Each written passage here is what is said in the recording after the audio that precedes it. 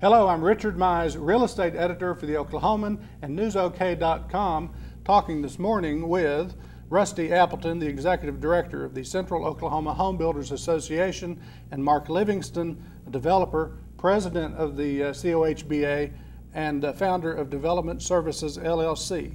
Is that right? That is correct. We're going to talk about the housing market up to this point, or at least through August, and then we're going to talk a little bit about the happiest time for the COHBA, the Parade of Homes coming up. But first, either one of you characterize where you think we are in the marketplace in terms of construction right now. Okay, well, good morning, Richard. Right now in Oklahoma City, we have seen a little softening in the market from last year, not major, but some, keeping in mind that 2013 was a really strong year in the greater Oklahoma City area for us.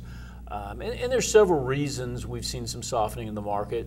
At the end of last year, the beginning of this year, part of the reason, if you'll remember, that permits or starts were down was due somewhat to the inventory of lots and weather conditions, or we might have had a few more starts earlier in this year.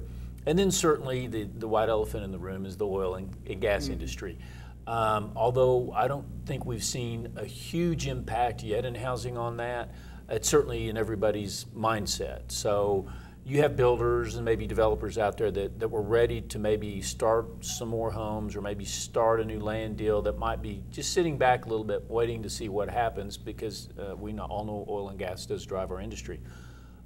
Nationally, if we look at what's going on that does relate to Oklahoma City to some degree, finally the millennials are starting to have children or want the yard with the dog and the grill. Although at a little bit older age than what we used to see starter homes. So we are seeing the millennials enter the market at a little later age than they used to. But that is good news for us, and we are seeing some positives in that respect. But do they have the credit? Well, some do. I mean, some millennials have very good jobs. I mean, if you walk around Oklahoma City and you see all the young people that have, and they're not all oil and gas, there's high-tech jobs, there's other jobs. I mean, we got Boeing moving in and young engineers, so we do have good growth in jobs in Oklahoma City. Student debt has always been a concern of the home building industry, at least in the last 5 years. Student debt is just one of those things that you can't walk away from, and it has to be paid off, and it does affect your ability to get into the housing market. So that hasn't gone away totally. And to add to that point, actually, interestingly enough, nationwide, even though we've seen a huge spike in cash sales, nationwide we're reaching an 8-year high, on pace for an 8-year high in existing home sales. And even though cash sales are making up a bigger percentage of that than ever before, we're also approaching an 8-year high in FHA home sales as well. So I do think that even though liquidity of credit is a problem, the interest rate environment is making home ownership more accessible than it's been in a long time. And that's a key thing, the interest rate. And eventually it will go up. So as we always say, now's a good time to buy a home. I paid 9% in 1999. My first was 17 5/8, and I just beat the lock, and I thought I'd won the lottery. I love those stories. They make 20-somethings' eyes bug, including my own children. Really? Let's go back to the lots just for a minute. Sure. The lot shortage has been a thing for a few years now. Yes. How much of it is physical, lack of land to develop or lack of sellers to sell, which I keep hearing on the south side as part of it, and how much of it is developers who retired or passed on during the bottom, and how much of it is credit that's not there anymore to get loans to develop land? I mean, what all are the hang-ups in that system? Okay. Well, specifically down south, there, as you can drive around the 624 square miles of Oklahoma City, there's plenty of land. Now, whether or not it has sewer to it, and whether or not it has water to it, or whether or not it's in the right school system, that's where you start, as a land developer, you start looking at those issues. I'm a big proponent of the MAPS projects. I think they're great. You walk around downtown Oklahoma City, you know it's been a good thing. But there's been very little, in a developer's opinion, of getting more sewer and more capacity out to the suburbs. And so, yes, there's some land available that has sewer, and because it's like anything else in a limited supply, the price of that land is very expensive because it has sewer. So the city's going to have to address the infrastructure system. There's plenty of land.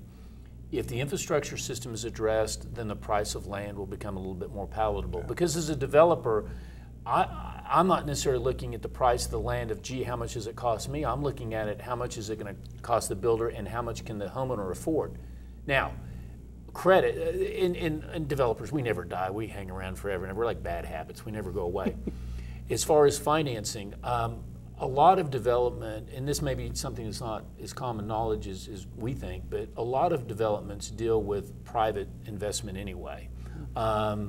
They're not highly leveraged. It's not like home building. You don't go borrow 80 or 90% of your development. I mean, you couldn't, because you're not completing it in 60 to 120 days and then getting your money back out. I mean, land development, typically you're going to buy hundreds of acres.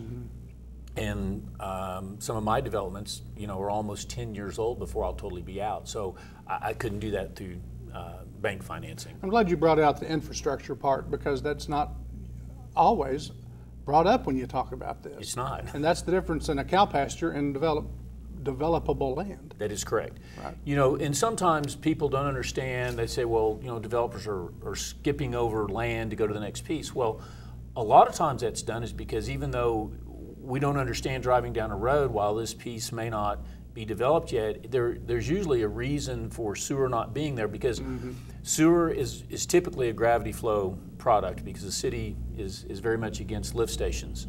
And so that very much limits you on your land, because eventually from where you develop to where that wastewater is treated has to be downhill the entire way without a lift station. So sometimes you don't understand why development occurs. Number one is school system, number two is sewer.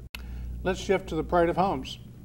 Tell me about it. When is it? Well, where is it? What is it? The Parade of Homes is the signature event for the Central Oklahoma Home Builders Association. This will be our 73rd year, I believe. That's correct. Wow. So people lived in houses 74 years ago? That's correct. You looked at me like I was there or something. Yeah.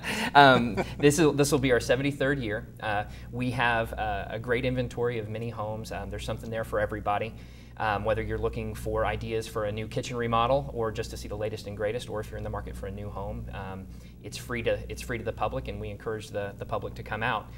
We'll have over 100 homes in this year's parade, as well as 7 featured area developments.